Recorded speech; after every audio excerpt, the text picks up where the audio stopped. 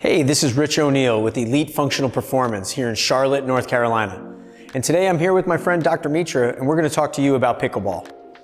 So Dr. Mitra has had a background as a tennis player and has recently transitioned into playing pickleball. And what we're going to be talking to you about today are some of the things that happen in all overhead racket sport type situations, and coming up with some strategies that's going to help you prepare your body for more of that impact.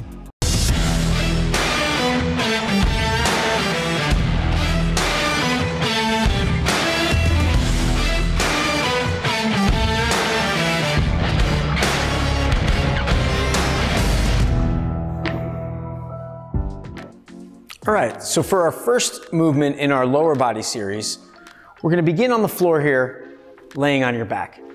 Once we've got a position here where the spine is fairly neutral and the feet are pointed forward at hip width distance, we're gonna position the arms in a palm up position, just a few degrees off the side of the body.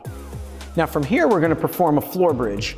But first thing we're gonna do is drop the rib cage down and try to really flatten the lower back into the floor. That's gonna make sure that the core muscles are now active and engaged before we start the lift. So here we're gonna be thinking about bringing the rib cage down so there's no room to slide a hand under there. We've got lower back flat against the ground. That's gonna keep the core active before we start the push.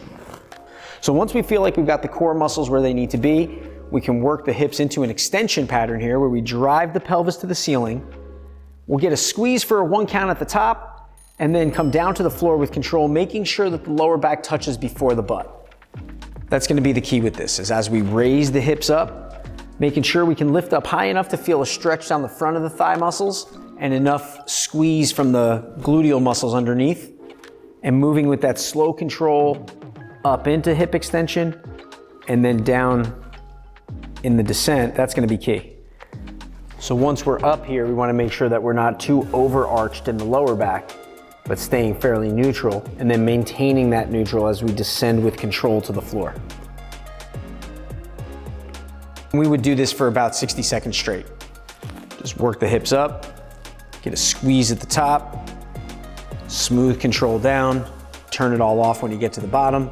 And that's going to really work on unlocking the front of the hips that tend to get stuck from being in a seated position in a vehicle or at a desk chair, as well as turning on the gluteal muscles that tend to get squashed when we're sitting in that position. So we can unlock the front, turn on the back, all from a simple movement like this. So for our next exercise in our lower body series, we're gonna move now through some hip movements that are gonna be very specific for pickleball, but also address some of the stuff that happens from when we get too jammed up in a seated position.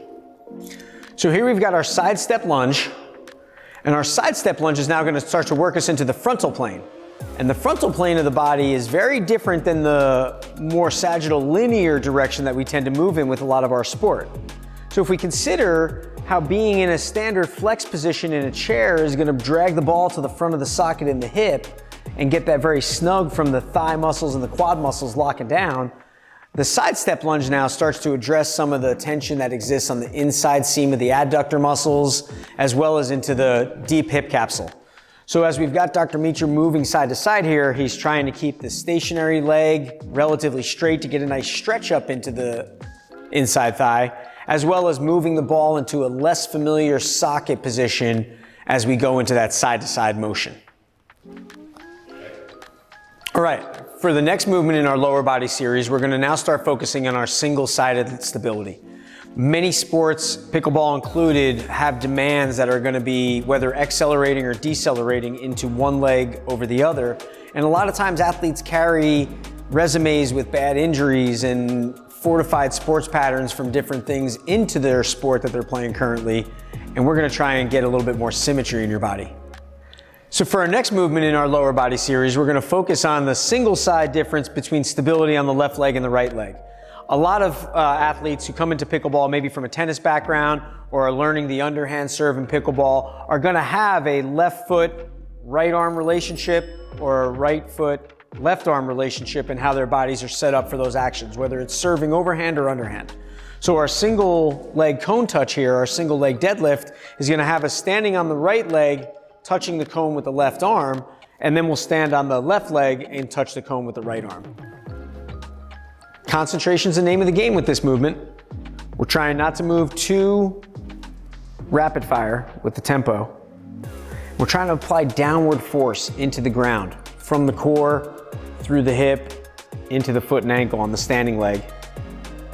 Like most of our movement prep exercises, we look for about 40 to 60 seconds per side, just to get the nervous system aligned with the muscular system to create a little bit more symmetry with these patterns.